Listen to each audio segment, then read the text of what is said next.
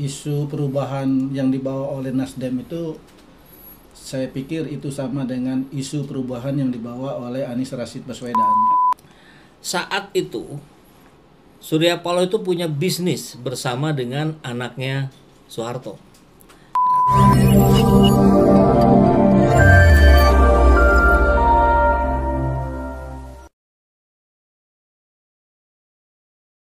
Sebagai upaya untuk melakukan pergantian kekuasaan, agar kekuasaan tidak menjadi monopoli satu kelompok politik semata-mata.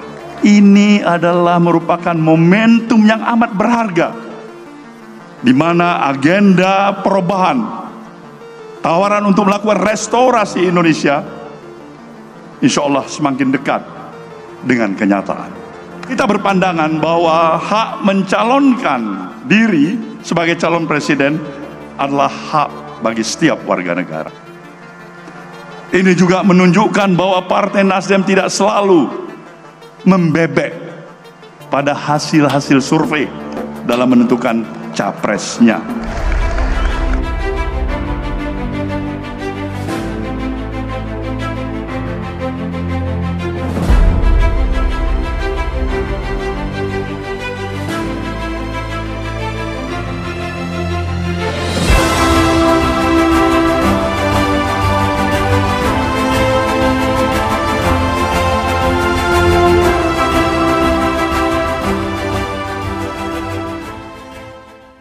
Bismillahirrahmanirrahim. Assalamualaikum warahmatullahi wabarakatuh. Waalaikumsalam warahmatullahi wabarakatuh. Salam perjuangan. Salam perjuangan.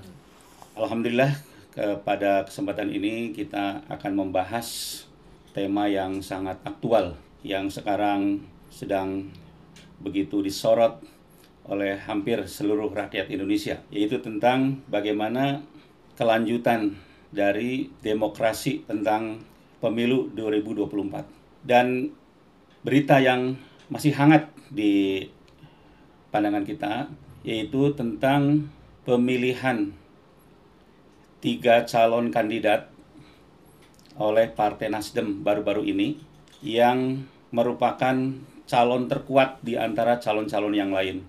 Insya Allah pada kesempatan ini kita akan mencoba membahas tentang kemana arah dari Partai Nasdem dengan menganalisa pidato dari Pak Surya Paloh pada pembukaan Rakernas pada tanggal 15 Juni. Ada beberapa poin yang mungkin menjadi titik penentu tentang arah demokrasi ke depan. Paling tidak ada 5 poin yang saya kutip dari pidato tersebut yang kita akan bahas bersama narasumber yang sudah malang melintang dan sudah menjadi pakarnya. Saya perkenalkan, di sebelah saya Kang Saiful Zaman. Ya. Ini seorang pengamat juga YouTuber yang sudah cukup dikenal ya, bahkan subscribernya itu sudah lebih dari 1,5 juta. Kemudian juga Bapak Ustadz Tarmidi Yusuf. Marilah kita akan mulai pembahasan yang pertama. Jadi dengan mengacu dari pidato Pak Surya Paloh tersebut, mungkin ada beberapa poin yang bisa kita bahas. Yang pertama, saya akan ke Pak Ustadz Tarmidi. Ya, menurut Ustadz, apakah dari pidato itu ya, bisa diambil sebuah kesimpulan bahwa Partai Nasdem ini sekarang sudah bisa mandiri atau bisa melepaskan dari oligarki? Boleh silakan Pak, menurut Bapak gimana? Baik, terima kasih Pak Sorehin. Mudah-mudahan kita senantiasa sukses selalu. Amin. Amin ya Bapak.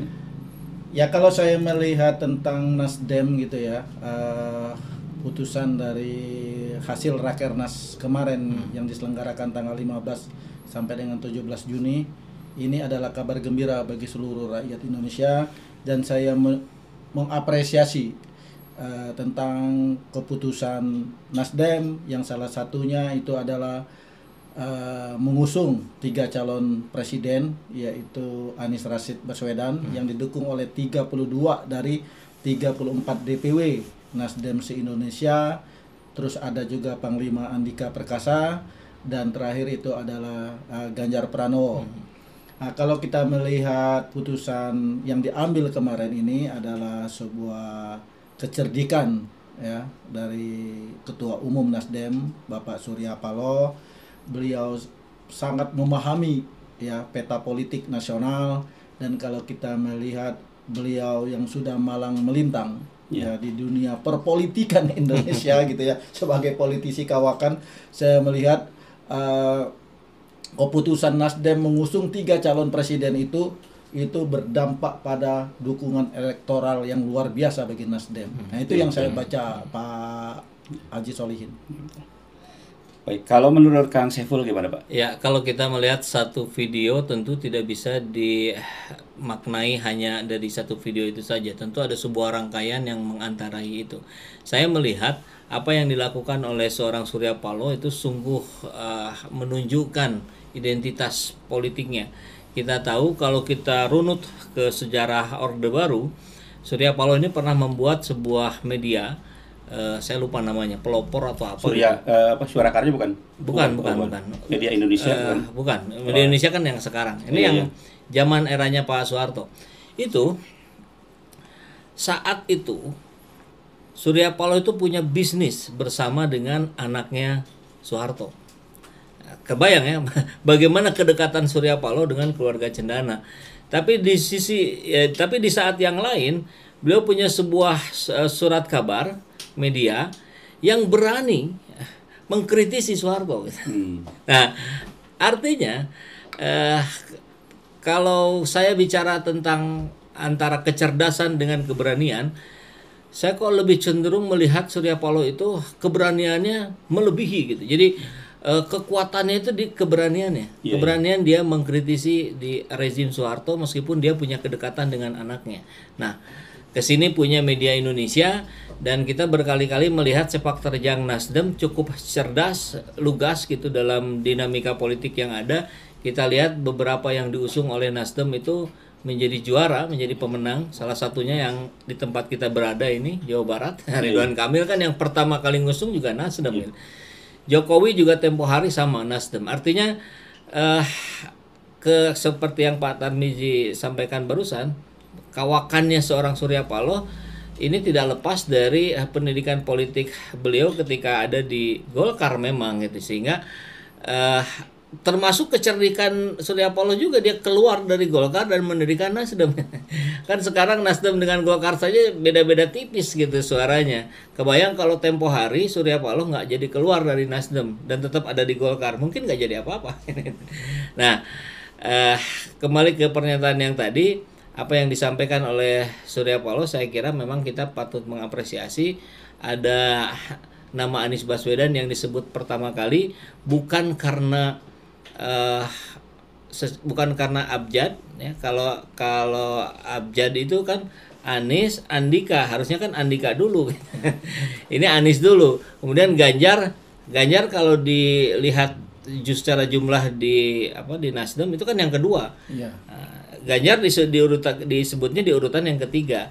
Artinya secara simbolik ini sudah jelas lah, Nasdem itu sudah tidak perlu dikhawatirkan dia mengusung Anies Baswedan. Hanya untuk eksplisitnya ya tunggu waktu yang tepat. Betul. Ya, saya melihat juga dari sejarah dari mulai zaman Pak Harto sampai yang kemarin itu tidak mau mendukung terhadap 3 periode yang sudah jelas. Memang Pak Surya Paloh itu adalah orang yang berkarakter, dan karakternya ini kuat, sehingga ini bisa menjadi pegangan kita bahwa arah kemana itu dari sikap politiknya itu bisa kita lihat. Baik, di dalam pidato tersebut juga ini sebenarnya Pak Surya Paloh sudah memberikan beberapa indikator atau sinyal-sinyal.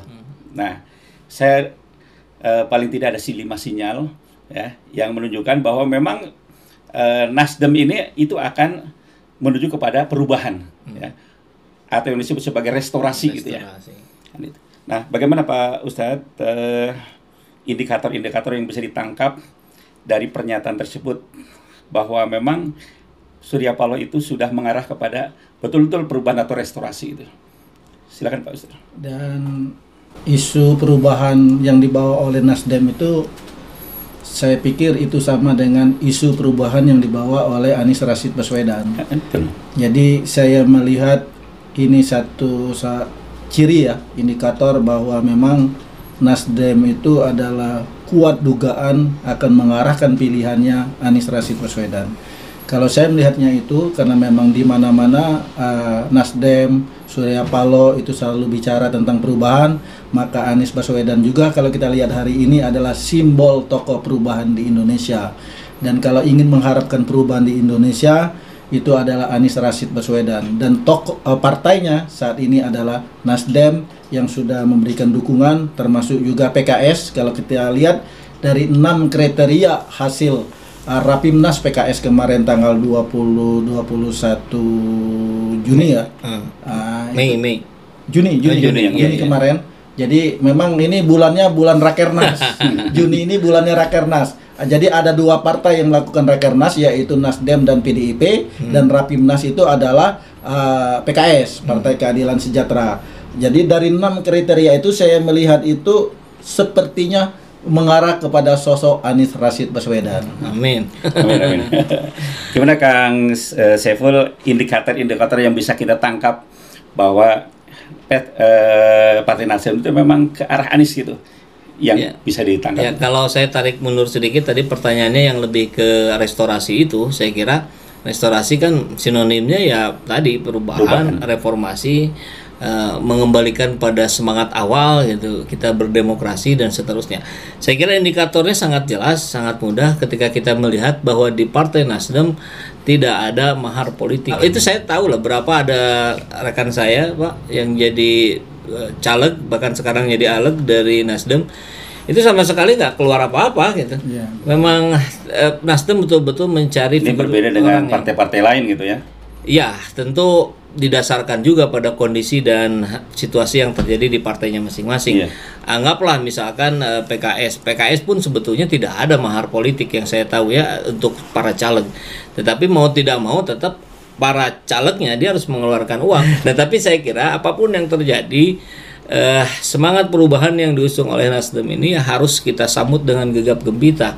Tentu dengan sebuah antisipasi bahwa para partai politik, para politikus menghadapi mereka, kita rakyat ini tidak boleh mengedepankan, yang saya tahu nih Pak Ustadz, mau dikoreksi kalau salah nih, jangan mengedepankan husnuzon tuh kalau ke politikus, yang dikedepankan adalah antisipasi.